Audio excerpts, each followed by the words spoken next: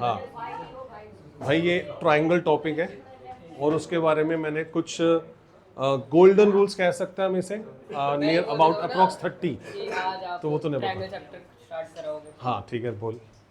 तो बच्चों, ये मेरा प्यारा सा बच्चा दिव्यांश, ये आपको आज की क्लास का इंट्रो देगा कि आज की क्लास में क्या करने वाले हैं, ठीक है? Because I am weak in this. तो हेलो बच्चों, कैसे हो? आज सर देखा देखा देखा, यही होता है, स्टॉप नहीं होगा, कंटिन्यूशन में होगा। चल आगे तू। तो welcome back to AG classes. आज सर सिखाने वाले हैं कैसे हम ट्रायंगल चैप्टर स्टार्ट करते हैं। तो चलो स्टार्ट। कैसे स्टार्ट करते हैं सिखाने वालों?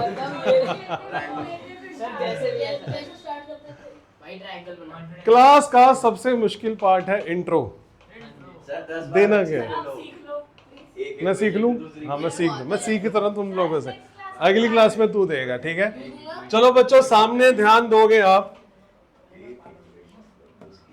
देखो, आज हमने ट्रायंगल्स के बारे में और उससे रिलेटेड कुछ थ्योरम्स हैं, तो मैंने उसको नाम दिया है हॉल ऑफ थ्योरम्स। मतलब एक हॉल है और थ्योरम से भरा हुआ है, और वो ये रूम में हम करने वाले हैं। बैठो बैठो बैठो, आगे हो जाओ भाई। नव्या, यहाँ पर भी जगह तो है, यहाँ पर बैठ सकते हो आप। हाँ लाइव है, चल रही है। नहीं लाइव नहीं है, लाइव नहीं है, रिकॉर्डेड है, रिकॉर्डेड। वो मस्ती हो रही है यार, थोड़ी सी मस्ती हो रही है। तो बच्चों, ट्राइंगल के बारे में आप लोगों को आज थोड़ा सा मैंने समझाना है कि ट्राइंगल क्या होता है, और उससे रिलेटेड कुछ थ्योरम्स जो 9th एंड 10th दोनों क्लासेस के लिए यूजफुल है, ठीक है? तो आज आराम से। तो देखो सामने, हमने इसके बारे में क्या क्या सीखना है, और तुम मेरा हर एनिमेशन देखना, ठीक है? और आज हमारा समर्थ नहीं आया। हैप्पी दिवाली। वही हैप्पी दिवाली, हैप्पी दिवाली। भाई क्लास चल रही है, रिकॉर्ड हो रही है, मैं एडिट नहीं करूंगा, मैं एज इट इज डालूंगा। सामने ध्यान दो। देखो बच्चों, तो सबसे पहले ट्राइंगल होता क्या है, सामने देखें। एक ऐसी 3 साइडेड फिगर्स जिसके 3 वर्टेक्स होते हैं, ए, बी और सी। इसमें एक होता है वर्टेक्स, 3 होते हैं इसलिए उसको वर्टिसेस कहा जाता है। देन इसकी साइड्स, 3 साइड्स होती हैं और 3 एंगल्स होते हैं। तो ये हमारा ट्राइंगल है, एक ऐसा हमारा पॉलीगन जिसके 3 साइड्स होती हैं। That's it. आगे बढ़े, अगला क्वेश्चन देखें, अगली बात देखें। हाँ, इसमें ट्राइंगल के तीनों एंगल का जो सम है वो 180 डिग्री होता है ना? अब उसको देखें कैसे। मैंने यहां पर क्या किया, इस ट्राइंगल के टॉप वर्टेक्स पर एक पैरेलल लाइन ड्रॉ कर दी। ये वाला एंगल 1 क्या इस एंगल 2 के इक्वल होगा? रीजन इज एंगल 2 और 1 इक्वल हुए, है ना? Reason is alternate angle. यानी कि जो जितने डिग्री का ये एंगल है, जितने की आर्क ये है, वही आर्क ये है। और ये वाला एंगल 3 एंगल 4 के इक्वल होगा, यस और नो? एंगल 3 एंगल 4 के इक्वल होगा। Reason is alternate angle.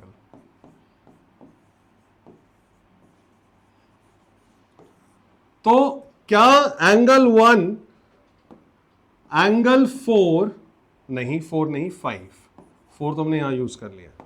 क्या एंगल 1 एंगल 4 एंगल 1 एंगल 4 नहीं, फिर से गलत। 5 क्या एंगल 1 और एंगल 5 और एंगल 3 को प्लस करके 180 डिग्री मिलता है? एंगल 1, 5 और 3 180 डिग्री होता है। हमने 1 को 2 से रिप्लेस कर देना है, 1 की जगह 2 डाल दिया, 5 की जगह 5 ही रहेगा। 3 को रिप्लेस कर देना 4 से, तो ये 180 डिग्री हो गया। Angle 2 is equal to what? Naming नहीं करी हुई है, नेमिंग कर देते हैं। तो इसको नाम दे देते हैं ए, इसे नाम दे देते हैं बी, इसे नाम दे देते हैं सी।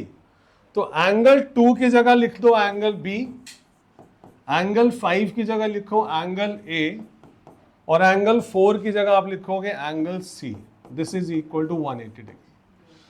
और इस ट्राइंगल की इतना एक खूबसूरत सी बात है, पता नहीं ऐसा होता क्यों है कि अगर ट्राइंगल ऐसे बने तब भी तीनों एंगल का सम 180 डिग्री होगा, अगर ट्राइंगल ऐसे बने तब भी तीनों का सम 180 डिग्री होगा, और अगर ऐसे बने तब भी तीनों एंगल का सम 180 डिग्री होगा। एक एंगल बढ़ता जाएगा तो दूसरा छोटा होता जाएगा, बट वो सम ऑलवेज 180 डिग्री के इक्वल ही रहेगा, है ना? पता ना हमें ये वाली बात? बहुत बढ़िया, आगे बढ़ते हैं।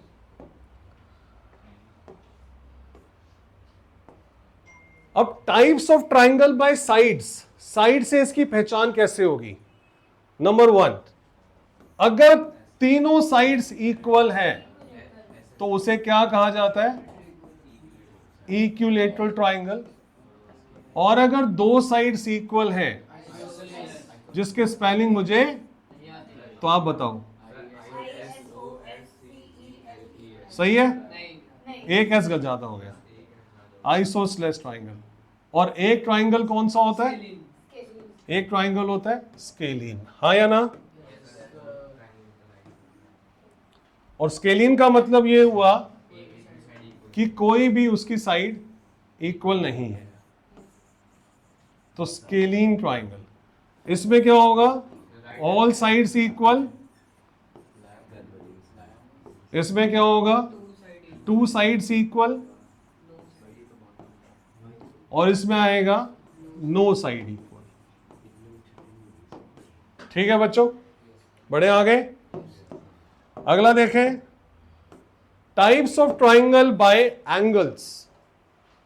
अगर किसी ट्राइंगल का एक एंगल 90 डिग्री का है तो उसे क्या कहा जाता है? उसे कहा जाता है राइट एंगल ट्राइंगल। और इसमें एक एंगल 90 डिग्री का होना बहुत जरूरी है। अगर इसके अंदर एक एंगल 90 डिग्री से बड़ा है, this angle, angle A, is greater than angle 90 degree, तो इसे क्या कहा जाता है? Obtuse triangle. और अगर सारे एंगल 90 डिग्री से छोटे हैं, angle A, angle B, angle C, angle A, angle B and angle C all are less than 90 degree, तो उसे कहा जाता है एक्यूट ट्राइंगल। क्लियर? तो ट्राइंगल की 6 पहचान हो गई, 3 बाय साइड्स, 3 बाय एंगल्स। अगर सारी साइड्स बराबर है इक्विलैटरल, 2 साइड बराबर है आइसोसेलेस, कोई भी बराबर नहीं है स्केलीन। और बाय एंगल, एक एंगल 90 डिग्री का है तो राइट एंगल, एक भी एंगल अगर 90 से बड़ा है ऑब्ट्यूज, और अगर सारे एंगल 90 से छोटे हैं तो एक्यूट, हाँ या ना? बहुत बढ़िया, आगे बढ़े। ये भी देखना तुमने, ठीक है? अब इसमें, हाँ, एनिमेशन। अब आपने देखना एक्सटीरियर एंगल प्रॉपर्टी। भाई बड़ी मेहनत से बना रहा हूं मैं एआई की हेल्प से। एक्सटीरियर एंगल प्रॉपर्टी, तो ए बी सी में देखो, ये वाला जो बाहर है ना सुपरमैन, ये वाला सुपरमैन एक्सटीरियर एंगल देख रहा तुम्हें? ये इससे और इससे दोनों से ताकतवर है, क्योंकि इन दोनों को जोड़ते हैं तो ये वाला एंगल बनता है। मैंने एआई को बोला, मैंने कहा give me animation image for displaying exterior angle property, तो भाई ने ये बना के दिया है। ठीक है, कहाँ एडिट किया हुआ है? वो जो पर्पल वाला वो एडिटेड है। एडिटेड है ये ऊपर ये वाला? हाँ, तो ये तो एआई ने किया होगा, मुझे क्या पता, अलग से पिक्चर लगाई। अलग से पिक्चर लगाई है। तो एंगल 1 जो इक्वल होता है, सामने देखें, एक्सटीरियर एंगल जो इक्वल होता है, exterior angle is equal to angle A plus angle B. और ये भी हमारी एक थ्योरम होती है। और हम इसको कैसे सॉल्व करेंगे, देखें सामने, क्या एंगल 1 और एंगल 2 को प्लस करके 180 डिग्री आ रहा है? Reason is linear pair. Similarly अगर हम एंगल 2, एंगल ए और एंगल बी को प्लस करें तब भी 180 डिग्री होता है। Sum angle property of a triangle. उसके बाद things which are equal to same thing are equal to each other, इसलिए एंगल 1 प्लस एंगल 2 इक्वल होगा angle 2 plus angle A and plus angle B. 2 से 2 cut गया और angle 1 equal आता है angle A plus angle B से, right? समझ में आ गया? तो this is exterior angle property. आगे बढ़े।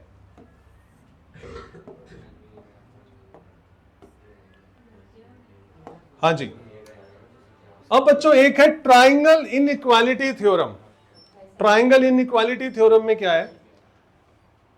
किसी भी ट्राइंगल के अंदर कभी भी दो साइड का सम तीसरी साइड के इक्वल नहीं होता, ना ही कभी छोटा होता है। मैंने आपको 3 स्टिक पकड़ाई, मैंने बोला ये भाई एक 3 स्टिक ये है और एक ये 5 है और एक ये हमारी है 9। इन तीनों को जोड़ो, किसी तरीके से जंबल करके अरेंज करके एक ट्राइंगल बनाओ। आप देखना घर जाके, स्केल आपके पास होगा 3 इंच, 5 इंच और 8 इंच भी आप ले सकते हो। 3, 5 और 8 आप उसको ट्राइंगल बना के देखना, ट्राइंगल ही नहीं बनेगा। तो इनइक्वालिटी थ्योरम के अंदर क्या होता है कि अगर हमारे पास एक साइड है 4, एक साइड है 7 और एक साइड है 10, इसमें से कोई भी 2 साइड ले लो आप, 4 और 7 ले लो, 4 और 7 ले लो, दोनों को जोड़ो, 4, 7 ले लो, दोनों को जोड़ो, देखो क्या ये 10 से बड़ी आ रही है। चलो अब की बार 4 और 10 ले लो, दोनों को जोड़ो, देखो क्या ये 7 से बड़ा आ रहा है। अब की बार आप 7 और 10 ले लो और दोनों को जोड़ो, देखो क्या ये 4 से बड़ा आ रहा है। तो ये आपकी एक प्रॉपर्टी है कि ट्राइंगल के अंदर sum of any 2 side is always greater than its third side. इसमें से कुछ बातें आपके एग्जाम में आपको काम आएगी, कुछ बातें आगे जाके काम आएगी और कुछ बातें आप लोगों की जनरल नॉलेज बढ़ाएगी, जो आपके 12th के बाद CUT के एग्जाम में भी कहीं ना कहीं छोटी मोटी मदद कर सकता है। कंसेप्ट जिसे हम कहते हैं कि कंसेप्ट बच्चे के वीक है, स्ट्रॉन्ग है, ठीक है। तो इनइक्वालिटी थ्योरम समझ में आ गया? यस और नो? बहुत बढ़िया, आगे बढ़े। क्या फिर से बोल? हाँ, अगला देखें। ये बात अब क्या है? Perimeter of triangle. Perimeter of triangle का मतलब, पेरीमीटर का मतलब क्या होता है? सम ऑफ ऑल साइड्स। अगर हम सारी साइड्स का सम कर दें तो उसको हम पेरीमीटर कहते हैं। और अगर हम सम ऑफ ऑल साइड्स को 2 से डिवाइड कर दें तो हम उसको S कहते हैं। S का मतलब सेमी पेरीमीटर, जो हीरोन्स फॉर्मूला के अंदर S होता है। तो S का फॉर्मूला होता है, S होता है A + B + C/2। तो पेरीमीटर का आधा करो, that is called semi perimeter, ठीक है। तो पेरीमीटर जैसी चीजों की यूज तब आती है जब किसी का खेत मान लो ट्रायंगुलर बेस है और उसके चारों तरफ हमें फेंस लगानी है, तो पूछा जाता है कि कितनी लंबी फेंस चाहिए। तो उस ट्राइंगल का आप पेरीमीटर लेकर आओ तो पता चल जाएगा कि हमने उस पर कितना फेंस लगाना है। आगे बढ़े, अगला क्वेश्चन देखें। तैयार हो? ऐसे करना है, हो यस। तो क्या है? तो फिर है बच्चों बेस, हाइट और एरिया। एक ट्राइंगल का ना एरिया निकालने के लिए, we use the formula half into base into height, है ना। तो ट्राइंगल का ना कोई फिक्स बेस नहीं होता। अगर मैंने ट्राइंगल का एरिया निकालना है तो आपने बेस BC लिया तो उसका हाइट क्या होगा? उस बेस से ऑपोजिट वर्टेक्स का जो परपेंडिकुलर डिस्टेंस होगा, that will be height of the triangle. तो हाइट आ जाएगी AD, right, half into base into height. अगर मेरे पास कोई ट्राइंगल ऐसा है, देखो ये लेटा हुआ सा ट्राइंगल, तो आमतौर पर बच्चों से पूछा जाए इस ट्राइंगल की हाइट क्या है। अगर बेस उसका AB है, अगर मैंने बेस AB ले लिया, एरिया ऑफ ट्राइंगल का formula half into base into height, और जब बच्चों से पूछा जाए इसकी हाइट क्या है तो आमतौर पर बच्चे बोल देते हैं BC। अब बट BC इसकी हाइट नहीं है, हाइट कभी भी टेढ़ी नहीं नापी जाती, हाइट हमेशा परपेंडिकुलर डिस्टेंस के थ्रू नापी जाती है। तो आपको क्या करना होगा, इसके ऑपोजिट वर्टेक्स से बेस की तरफ एक परपेंडिकुलर ड्रॉ करना होगा। तो जो आपको हाइट मिलेगी ना, जो आपको डिस्टेंस मिलेगा वो उस ट्राइंगल की हाइट होगी। तो half into base into height. इसी ट्राइंगल के अंदर अगर हम बेस, हाफ इंटू बेस, अगर हम बेस ले लें AB, तो जो इसकी हाइट होगी वो हाइट होगी इसके ऑपोजिट वर्टेक्स से AB की तरफ एक परपेंडिकुलर डाला जाए तो उसको हम बोलेंगे हाइट। तो हाइट हो जाएगी हमारी CN। क्लियर? तो half into base into height के बीच में एक्चुअली इसका फॉर्मूला होता है half into base into corresponding height. हम जल्दबाजी में वो कॉरस्पॉन्डिंग वर्ड को इग्नोर कर देते हैं। आप ऐसा नहीं कर सकते कि आपने बेस लिया BC और हाइट ले ली CN, तो ये फॉर्मूला गलत होता है। ठीक है? तो जो बेस लिया जाता है उसी के कॉरस्पॉन्डिंग अकॉर्डिंगली हाइट ली जाती है। समझ में आ गया? समझ में आ गया? आगे बढ़े। अच्छा, वो तो मैं भूल गया कि वो भी मेरा बच्चा है। जब दिव्यांश वीडियो देखेगा तो वो कहता है सर आप मुझे देखते नहीं हो। ठीक है दिव्यांश, समझ में आ रहा है? तूने कमेंट में बोलना okay sir, yes sir. Congruence triangle का मतलब या ट्विंस का मतलब, हाँ जी ठीक। कॉन्ग्रेंस और ट्विंस का मतलब क्या हुआ कि जब एक ट्राइंगल दूसरे ट्राइंगल के साथ कोइंसाइड हो। कोइंसाइड का मतलब होता है अगर ABC ट्राइंगल और DEF ट्राइंगल को एक दूसरे के ऊपर ओवरलैपिंग कर दिया जाए तो ना तो ABC का पार्ट दिखे ना DEF का पार्ट ऑपोजिट डायरेक्शन से दिखे, दोनों एक दूसरे को बिल्कुल एग्जैक्ट ओवरलैप कर दे, तो उसको बोलते हैं कॉन्ग्रेंस ऑफ ट्राइंगल, यानी कि ट्विंस। क्लियर? तो इसके लिए आपको कुछ रूल्स होते हैं आपके पास। या तो आप ASA का कंसेप्ट लगा के इसको कॉन्ग्रेंट कर सकते हो ट्राइंगल्स को, है ना? तो ASA का मतलब ये हुआ एंगल, गलत जवाब, मैं साइड को मार्क करके लिख रहा हूं एंगल। तो एंगल और ये वाली साइड ले ली और ये वाला एंगल ले लिया। तो ASA के कंसेप्ट से अगर इस ट्राइंगल का एंगल इस ट्राइंगल के एंगल के साथ और ये वाला एंगल इसके साथ और ये वाली साइड इसके साथ मैच हो जाए, अगर इक्वल हो जाए, तो ट्राइंगल होते हैं कॉन्ग्रेंट। राइट? ऐसे ही नंबर 2 पर अगर हम लिखें साइड साइड साइड, दो सारी साइड्स बराबर है, ये इनके साइड्स के इक्वल है, तो ट्राइंगल्स होते हैं कॉन्ग्रेंट। और इसके अलावा side angle side, side angle side में क्या आया, ये वाली साइड आई, ये वाली साइड आई और ये वाला एंगल आया। हाँ या ना बच्चों? ये वाली साइड आई, ये वाली साइड आई और ये वाला एंगल आया।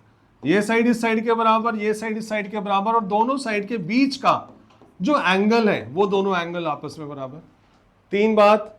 4 है हमारा AS, यानी कि ये एंगल हो, ये एंगल हो और ये वाली साइड हो। तो ये एंगल हो, ये एंगल हो और ये वाली साइड हो, तो एंगल एंगल साइड। 4 हो गए। एक और है, कौन सा? RHS। RHS। तो एक राइट एंगल ट्राइंगल की हमारी प्रॉपर्टी होती है कि अगर हाइपोटेन्यूज हो इसका ये वाला, कोई भी दूसरी साइड हो और एक राइट एंगल हो, तो राइट एंगल यानी कि R, हाइपोटेन्यूज H की जगह H लगाया, हाइपोटेन्यूज लगाया और एक साइड। तो अगर किसी भी दो ट्राइंगल का राइट एंगल, हाइपोटेन्यूज और कोई भी साइड इक्वल हो तो उसे कहते हैं RHS प्रॉपर्टी। तो 5 क्राइटेरिया होते हैं ट्राइंगल को कॉन्ग्रेंट करने के लिए। क्लियर? हाँ जी। सर एंगल एंगल साइड और एंगल साइड एंगल में क्या डिफरेंस? एंगल एंगल साइड और एंगल साइड एंगल में क्या डिफरेंस? इसमें ये डिफरेंस है ना कि जो साइड होगी दोनों एंगल के बीच में होगी, और इसमें 2 एंगल पहले होंगे और साइड बाद में होगी। सर ऐसे भी सकता है कि C और A एंगल और बीच वाली साइड हो, फिर वो तो AS से बन जाएगा। ठीक है, आगे बढ़े।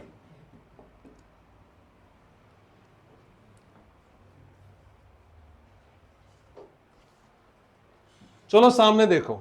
तो कॉन्ग्रेंस और ट्विंस क्लियर हो गया, समझ में आ गया बच्चों? हाँ या ना? Yes sir. अब देखो इस शीट की सबसे इंटरेस्टिंग शीट आने वाली है। इस असाइनमेंट की, जो है सिमिलैरिटी।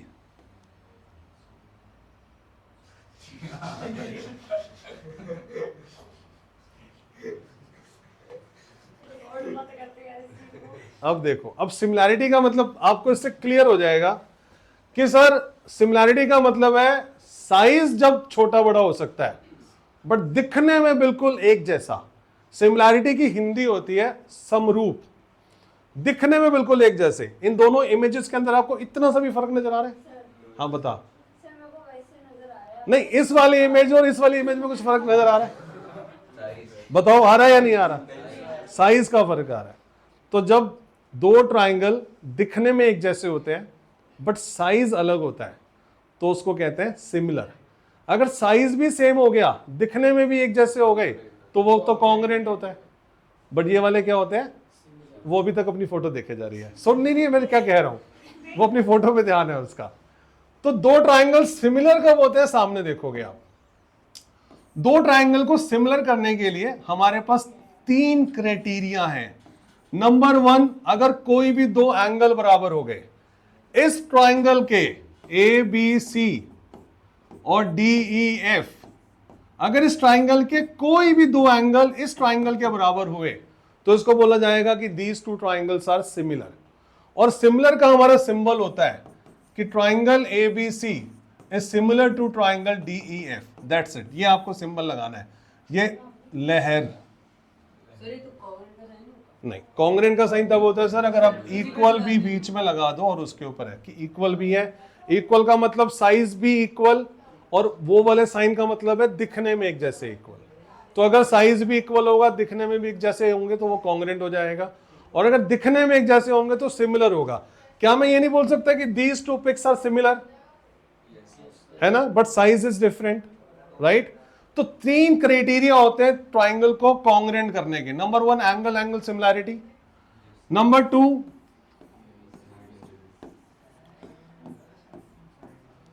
फिर से दो ट्राइंगल दे रखे हैं ABCDEF, साइड्स आर प्रोपोर्शनल, यानी कि अगर आपने AB को आपने DE से डिवाइड किया तब भी आ रहा है 1/2। अगर आपने AC को DF से डिवाइड किया तब भी आ रहा है 1/2, और अगर आपने BC को EF से डिवाइड किया तब भी आ रहा है 1/2। यानी कि अगर ये प्रोपोर्शनली इक्वल होते हैं तो ट्राइंगल्स होते हैं सिमिलर। 2 बातें हो गई। तीसरी बात में क्या होगा कि कोई भी दो साइड्स प्रोपोर्शनल होगी और उनके बीच वाला एंगल इक्वल होगा।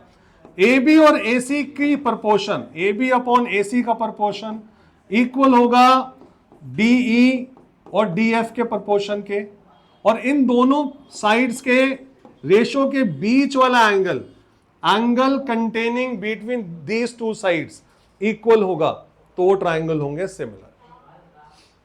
ठीक है जी। कॉन्ग्रुएंट प्रूफ करने के 5 क्राइटेरिया, सिमिलर प्रूफ करने के 3 क्राइटेरिया। आफ्टर दिस क्लास आप सबका टेस्ट होगा, 3 क्वेश्चन पूछूंगा। जो तीनों क्वेश्चन का सही आंसर देगा वही घर जाएगा, बाकी बच्चे यहीं पर बैठ के इसको पूरा नोट करेंगे और फिर से टेस्ट देंगे। तो इसलिए इतना ध्यान से समझना है। क्लियर है बच्चों? कॉपी पेन अगर आपको हाथ में चाहिए तो आप साथ साथ नोट करते रहो, करना चाहते हो तो। अगला पार्ट देखें।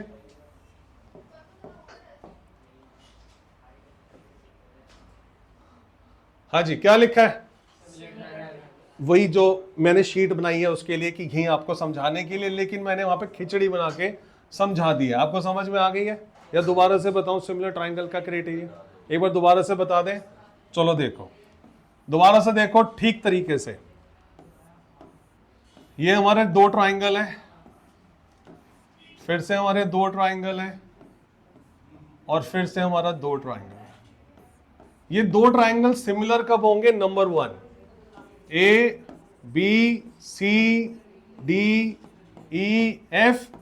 अगर एंगल A एंगल D के इक्वल है, एंगल B एंगल E के इक्वल है, एंगल A एंगल D के इक्वल है, एंगल B एंगल E के इक्वल है, तो triangle ABC is similar to triangle DEF। पहली बात ओके। कोई भी 2 एंगल इक्वल हुए तो similar. Number 2, A B C D E और एफ। ए बी को मान लेते हैं 8, इसे मान लेते हैं 4, इसे मान लेते हैं 10, इसे मान लेते हैं 5, इसे मान लेते हैं 6 और इसे मान लेते हैं 3। अब मुझे बताओ ए बी अपॉन डी किसके इक्वल आ रहा है? ए बी अपॉन डी किसके इक्वल आ रहा है? 8/4। अब मुझे बताओ A C upon D F किसके इक्वल आ रहा है? 6/3। हाँ या ना? अब मुझे बताओ B C upon E F किसके इक्वल आ रहा है? 2 के इक्वल आ रहा है। हाँ या ना? तो क्या A B upon D E और A C upon D F और B C upon E F equal हो गए? तो if all sides are proportional तो ट्राइंगल होते हैं सिमिलर। तीसरा क्राइटेरिया यह है कि अगर A B upon D E यह है 10, यह है 5, यह है 16, यह है 8, A B upon D E किसके इक्वल आ रहा है? बोलो 10/5 2 के इक्वल आ रहा है, यस और नो? और अगर A C upon D F भी 2 के इक्वल आ रहा है तो A B upon D E सिर्फ 2 साइड्स प्रोपोर्शनल हुई, A C upon D F के इक्वल आ गया और उन्हीं 2 साइड्स के बीच वाला एंगल ए और एंगल डी बराबर आ गया, तो इसको बोलते हैं these two triangles are similar. तो 2 ट्राइंगल को सिमिलर करने के 3 क्राइटेरिया। नंबर 1 सिर्फ 2 एंगल बराबर हो, काम खत्म। नंबर 2 ऑल साइड्स प्रोपोर्शनल हो, काम खत्म। नंबर 3 2 साइड्स प्रोपोर्शनल हो और उन्हीं के बीच का एंगल इक्वल हो, काम खत्म। राइट है बच्चों? बहुत बढ़िया, आगे बढ़े।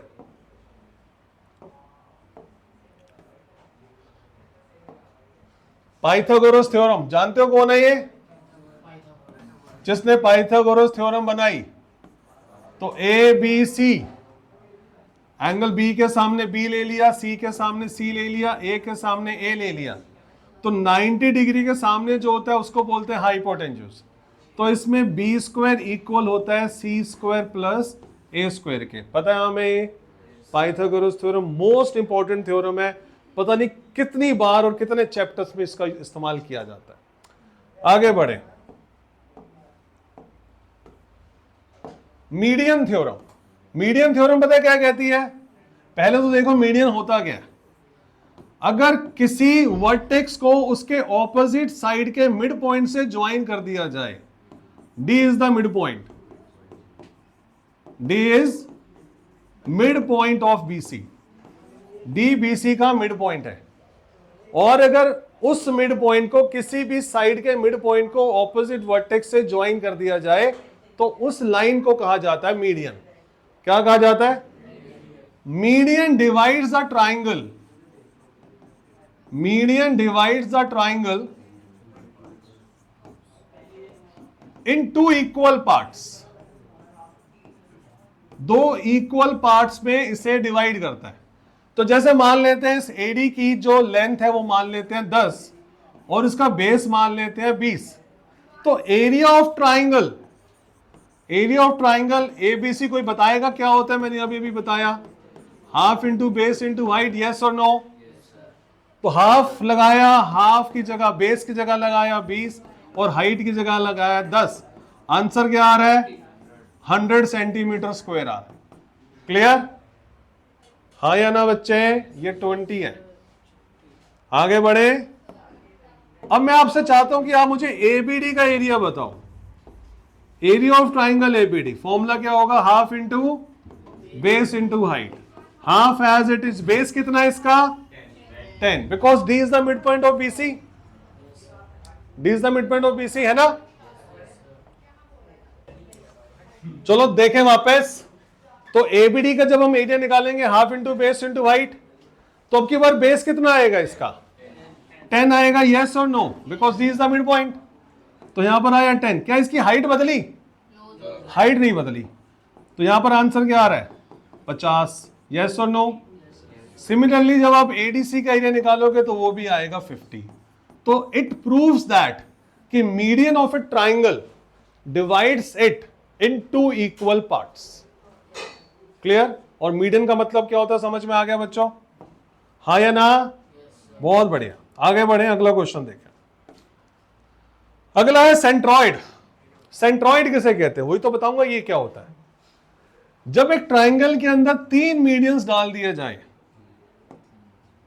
ट्राइंगल के अंदर कितनी साइड्स होती है, तो उसमें मीडियन कितने ड्रॉ किए जा सकते हैं? ड्रॉ कर देते हैं तीनों मीडियन। तो हमने इसको ड्रॉ कर दिया, यहां ड्रॉ कर दिया, यहां पे ड्रॉ कर दिया। अब इसकी खूबसूरत बात देखो, जहां पर ये ट्राइंगल के मीडियन एक दूसरे से आपस में पास होते हैं,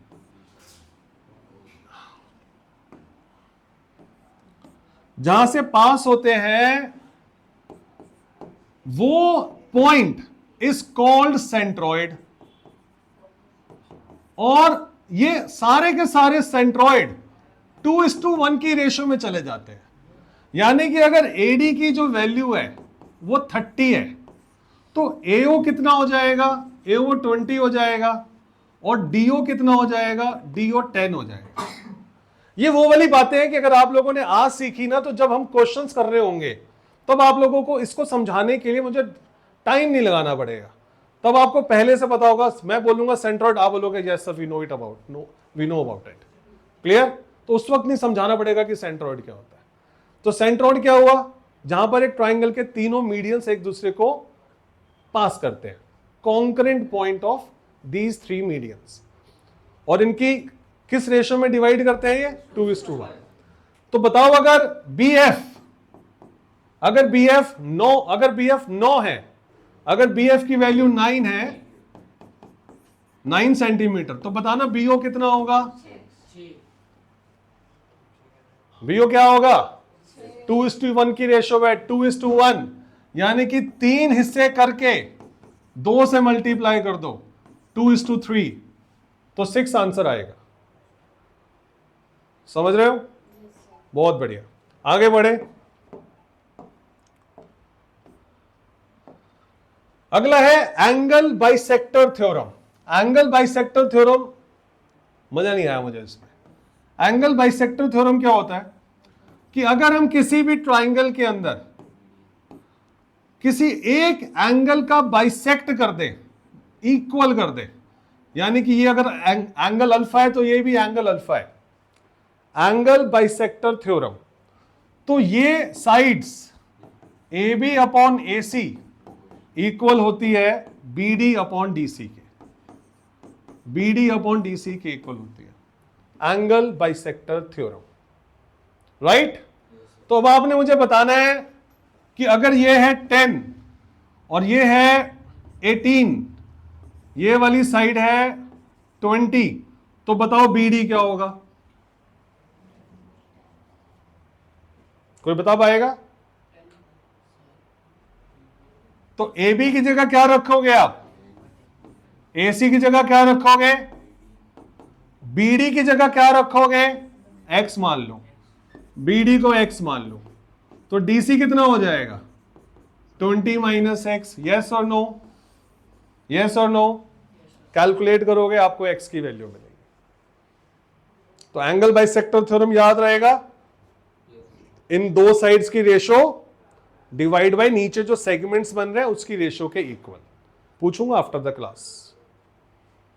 आगे बढ़े, अगला देखें, इक्विलेटरल ट्राइंगल प्रॉपर्टी। ये तो सबको ही पता होगी, है ना? इक्विलेटरल ट्राइंगल में क्या होता है बच्चों? ऑल साइड्स इक्वल होती है, नंबर 1। यस और no? All sides equal, all angles are equal, all angles equal, और इसका एरिया अगर निकालना हो तो √3/4 a स्क्वायर से हम इस ट्राइंगल का एरिया निकाल सकते हैं। और इसके अंदर एक जो सबसे खूबसूरत बात है वो ये कि इस ट्राइंगल का मीडियन, इस ट्राइंगल का ऑल्टीट्यूड दोनों सेम होते हैं। ऑल्टीट्यूड का मतलब 90 डिग्री का एंगल।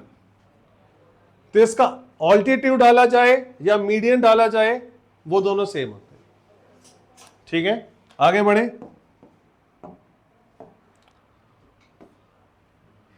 अगला है मिड पॉइंट थ्योरम।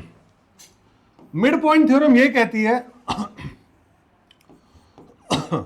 कि अगर किसी भी ट्राइंगल के दो साइड्स के मिड पॉइंट को जोड़ दिया जाए, if D and E R midpoints of AB and AC, तो D line joining the midpoint of these two sides of a triangle, उसकी BC से दो प्रॉपर्टी रेज हो जाती है, BC के साथ दो रिलेशन क्रिएट हो जाते हैं। नंबर 1, D BC के पैरेलल होता है। नंबर 2, D BC के हाफ के इक्वल होता है, हाफ होता है। ठीक है, तो मिड पॉइंट थ्योरम क्या कहती है कि अगर किसी भी दो साइड के मिड पॉइंट्स को जोड़ दिया जाए तो जोड़ने वाली जो लाइन होती है वो थर्ड साइड के पैरेलल होती है और उसका हाफ भी होती है। क्लियर, आगे बढ़े। अगला है सरकम सेंटर और सरकम सर्कल। क्या होता है सरकम सेंटर और क्या होता है सरकम सर्कल, और इसको फाइंड कैसे किया जाता है? किसी ट्राइंगल में अगर आपने तीनों साइड्स का परपेंडिकुलर बाइसेक्टर ड्रॉ किया, मैंने बीसी का परपेंडिकुलर बाइसेक्टर ड्रॉ किया। परपेंडिकुलर बाइसेक्टर होता है जो किसी साइड को इक्वली, मतलब मैं इक्वली क्यों बोल रहा हूं, मैं सीधा ये बोल देता हूं जब वो किसी साइड को बाइसेक्ट करता है। बाइसेक्ट का मतलब ही, मतलब मैं ये नहीं बोलना चाहता कि मैं सुबह मॉर्निंग वॉक करने जाता हूं, मैं रात को डिनर करता हूं। मॉर्निंग वॉक सुबह ही होती है, डिनर रात को ही होता है। तो डिनर के साथ रात मत लगाओ, मॉर्निंग वॉक के साथ सुबह मत लगाओ, तो बाइसेक्ट के साथ इक्वल मत लगाओ। तो वो मैं लगा रहा हूं, बट मैं अब नहीं लगा रहा। तो अगर किसी साइड का परपेंडिकुलर बाइसेक्टर किया जाए, दूसरी साइड का भी कर दिया जाए, तीसरी साइड का भी कर दिया जाए, तो उनका जो ये वाला पॉइंट, तीनों परपेंडिकुलर बाइसेक्टर का जो कोइंसाइड पॉइंट होता है, कोइंसाइड का मतलब होता है एक के ऊपर एक, कॉन्करेंट पॉइंट, उस पॉइंट को कहा जाता है सरकम सर्कल।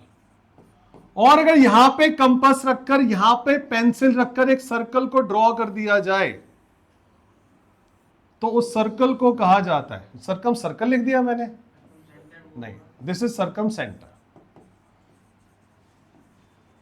यह है हमारा सरकम सेंटर और इसे बोला जाता है सरकम सर्कल। क्लियर? तो आज के बाद कोई बोले कि सरकम सेंटर क्या होता है, सरकम सर्कल क्या होता है, तो हमें पता होना चाहिए क्या होता है और उसे कैसे ड्रॉ किया जाए वो भी हमें पता होना चाहिए। एग्री? यस और नो? आगे बढ़े।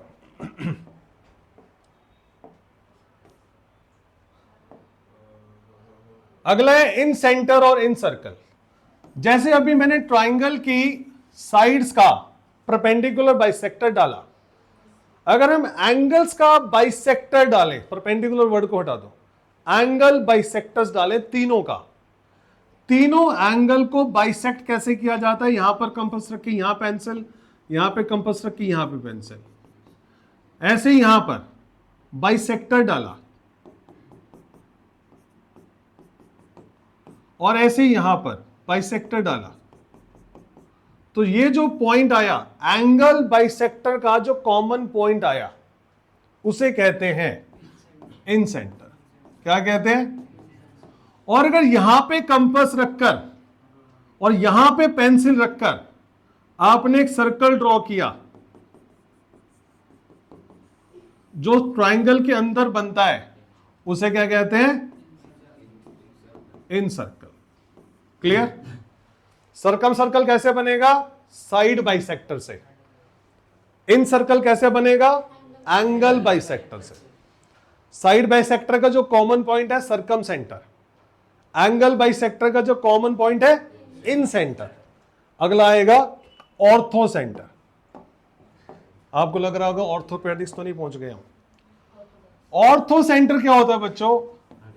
जब मैंने एक वर्टेक्स से दूसरी साइड पर एक परपेंडिकुलर ड्रॉ किया, फिर हमने इस वर्टेक्स से सामने, तू कहां आ रहा है, फिर हमने इस वर्टेक्स से सामने एक परपेंडिकुलर ड्रॉ किया और इस वर्टेक्स से एक सामने परपेंडिकुलर ड्रॉ किया, तो ये जो पॉइंट होता है इसे कहते हैं ऑर्थो सेंटर। तो अब आपने चार चीजें देखी, एक देखा सेंट्रॉइड, हाँ या ना, एक आपने देखा ऑर्थो सेंटर, एक आपने देखा इन सेंटर, हाँ या ना, एक आपने देखा सरकम सेंटर। ये सारी चीजें ट्राइंगल से रिलेटेड है। सेंट्रॉइड कैसे मिलता है? जहां पर तीनों मीडियंस एक दूसरे को बाइसेक्ट करते हैं। ऑर्थो सेंटर कैसे मिलता है? जहां पर एल्टीट्यूड एक दूसरे को बाइसेक्ट करते हैं। इन सेंटर कैसे मिलता है? जहां पर एंगल बाइसेक्टर एक दूसरे को मीट करते हैं, मतलब कोइंसाइड करते हैं। और सरकम सेंटर कैसे मिलता है? जब साइड्स के बाइसेक्टर एक दूसरे को कोइंसाइड करते हैं, कॉन्करेंट पॉइंट। क्लियर? हाँ या ना? आगे बढ़ते हैं।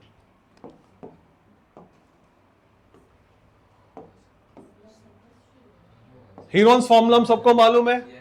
हीरोन्स फॉर्मूला का यूज किया जाता है जब मेरे पास ट्राइंगल की साइड्स गिवन हो और किसी भी हालात में मैं उस ट्राइंगल की हाइट नहीं निकाल पा रहा हूं।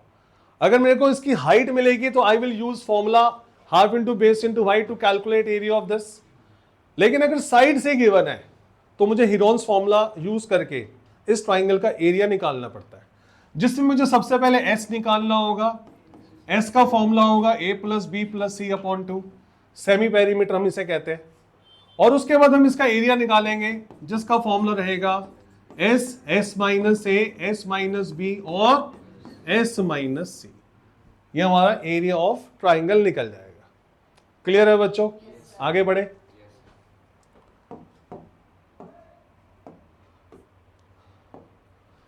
बीपीटी, जिसे हम कहते हैं बेसिक प्रोपोर्शनैलिटी थ्योरम, ये क्या कहती है कि अगर आपने एक ट्राइंगल के अंदर, मिड पॉइंट थ्योरम में तो ये था ना कि यहां पर मिड पॉइंट होना चाहिए, यहां पर ऐसा नहीं है। यहां पर है कि एक ट्राइंगल पर एक लाइन पैरेलल डाल दो डी, तो अगर डी बीसी के पैरेलल है, जैसी कोई हम किसी हाईवे पर है या किसी दूसरे सिटी में गए हैं और वहां पे जाके जब कोई अपना मिल जाता है तो चेहरे पे हंसी आती है ना, ओए ओए आप यहाँ पे, वैसे यहाँ पे 10th वाले बच्चों को हंसी आई है बीपीटी देखकर, वो ये तो अपना है भाई, ये तो अपना है। तो बीपीटी में क्या होता है, अगर डी बीसी के पैरेलल है तो एडी अपॉन डीबी की जो रेशो होती है वही रेशो एई अपॉन ईसी की होती है। AD upon DB is equal to AE upon EC. इसकी फुल फॉर्म होती है बेसिक प्रोपोर्शनैलिटी थ्योरम, राइट, जिसका दूसरा नाम थेल्स थ्योरम भी है। आगे बढ़े।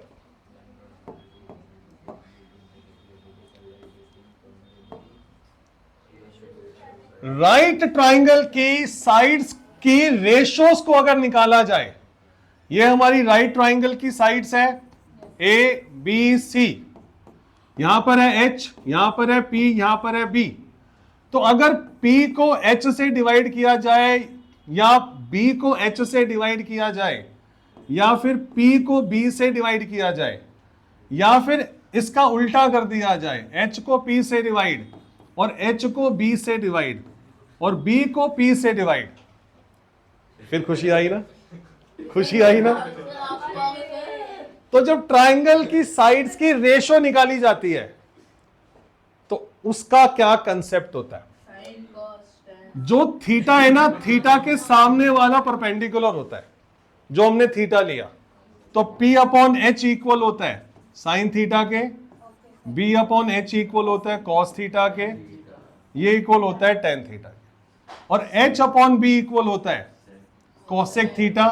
देखो अभी तक सेक बोल रहे हैं, कॉस थीटा का रेसिप्रोकल होता है सेक थीटा, ये हमारा होता है कॉट थीटा। ट्राइंगल के अंदर तीन साइड्स, तीनों साइड्स की रैंडमली कोई भी रेशो निकालनी जाए तो टोटल 6 रेशो बनती है। उन 6 रेशोज का नाम है ये, sine theta, cos theta, tan theta, cosec theta, sec theta, cot theta. Basic knowledge है, फिर इसको आगे यूज किया कैसे किया जाता है वो आप लोग 10th क्लास में आओगे तब सीखोगे, इन लोगों ने सीख रखा है। आगे बढ़े, चले।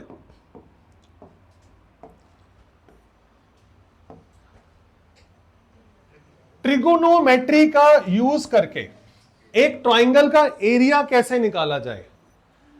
एक ट्राइंगल की मेरे पास 2 साइड्स दे रखी है, ए है, बी है, और उसके बीच का एंगल दे रखा है। बस सिर्फ इतना ही दे रखा है। या तो तीनों साइड दे देते तो मैं हीरोन्स फॉर्मूला लगा देता, अगर एक बेस और हाइट दे देते तो मैं area of triangle half into base into height लगा देता। लेकिन अगर 2 साइड दे रखी है और उसके बीच का एंगल दे रखा है, तो इस ट्राइंगल का एरिया कैसे निकाला जाता है। तो उसका एरिया का फॉर्मूला होता है हाफ ए बी और साइन थीटा। बस अब साइन थीटा की वैल्यू होती है वो बाद में, आपको ये फॉर्मूला याद करना है, half into A B into sine theta. आप सबको तो पता है, तो बता दिया मैंने। आपको साइन थीटा की वैल्यू नहीं पता, थीटा 30 होगा, 60 होगा, 40, तो हाँ बता दिया मैंने। आपके लिए तो है, आपके लिए तो नया फॉर्मूला है ही है, ये फॉर्मूला सबके लिए नया है, ठीक है। तो एरिया ऑफ ट्राइंगल निकालना हो तो ये वाला फॉर्मूला भी यूज किया जा सकता है। क्लियर है।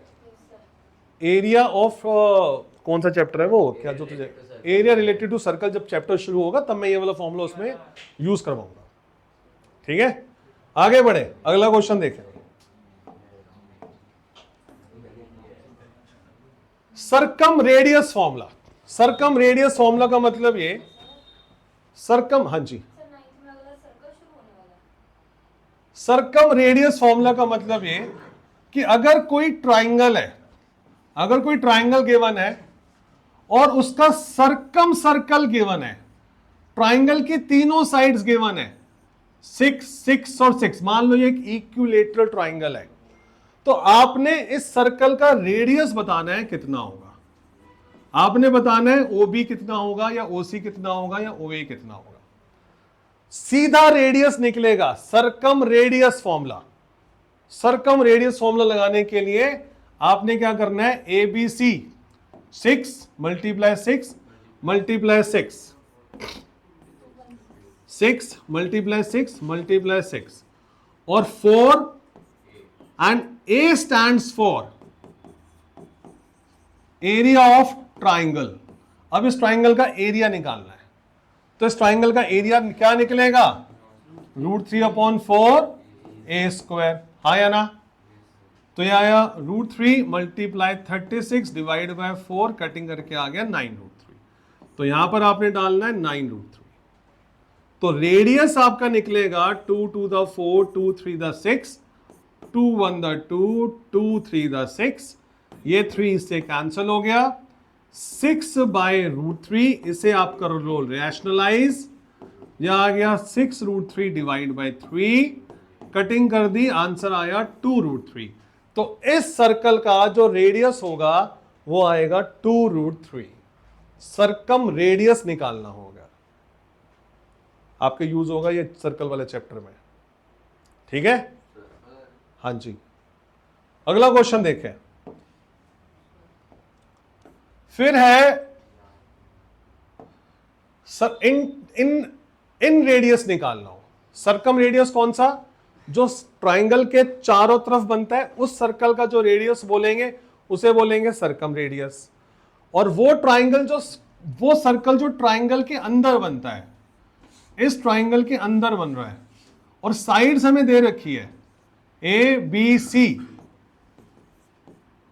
और हमें इसका रेडियस निकालना है, ये रेडियस निकालना है, तो उसका फॉर्मूला क्या होगा, दिस वन। तो ये रेडियस निकालने के लिए आपने A को S से डिवाइड करना है। A मतलब एरिया ऑफ ट्राइंगल और S मतलब semi perimeter. Clear, formula use होगा ये वाला 10th में, ठीक है। क्लियर है बच्चों, बस आज की क्लास में इतना ही। तो 25 बातें रिलेटेड टू ट्राइंगल जो आप लोगों को सीखनी है, लर्न करनी है। आप लोगों के चेहरे पे जो हवाइयाँ उड़ गई है, इसलिए मैंने आगे की क्लास को डिसकंटिन्यू कर दिया है, अदरवाइज आगे और भी इंपॉर्टेंट बातें थी। दिखा देता हूं, मन करे तो बता देना, पढ़ा दूंगा। अगर आपको ये आता है साइन फॉर्मूला वगैरह तो ठीक है, सीख लो अपने आप। बोलो तो करवा दूं, करवा दूं? तो 2 मिनट की बात है। देखो बच्चों, ये आपको कहीं ना कहीं इस्तेमाल जरूर होगा। सामने देखें, ये ट्राइंगल है ए बी सी। जो एंगल है ए, उसी के सामने आपने ए लेना है। जो एंगल है बी, उसी के सामने आपने बी लेना है। जो एंगल है सी, उसी के आपने सी सामने आपने सी लेना है। तो a upon sine a is equal to b upon sine b is equal to c upon sine c के इक्वल होता है। तो यहां पर अगर कोई साइड्स दे रखी हैं, लेट से सी दे रखा है 10 और बी दे रखा है 12 और एंगल ए दे रखा है लेट से 60 डिग्री, एंगल बी निकालना है, तो आप यूजिंग दिस फॉर्मूला आप एंगल बी निकाल लोगे, राइट? एक और अब है कोसाइन फॉर्मूला। कोसाइन फॉर्मूला में फिर से अगर ये एंगल ए है, एंगल बी है और एंगल सी है, सी के सामने सी, ए के सामने ए और बी के सामने बी, इसमें कॉस ए इक्वल होता है, ए है ना यहां पर, तो ए को छोड़ दो, बी स्क्वायर प्लस सी स्क्वायर माइनस ए स्क्वायर अपॉन में 2bc। ये फॉर्मूला लगाओगे तो आपको एंगल ए मिल जाएगा, या फिर एंगल ए दिया गया होगा, कोई साइड मिसिंग होगी तो वो साइड मिल जाएगी।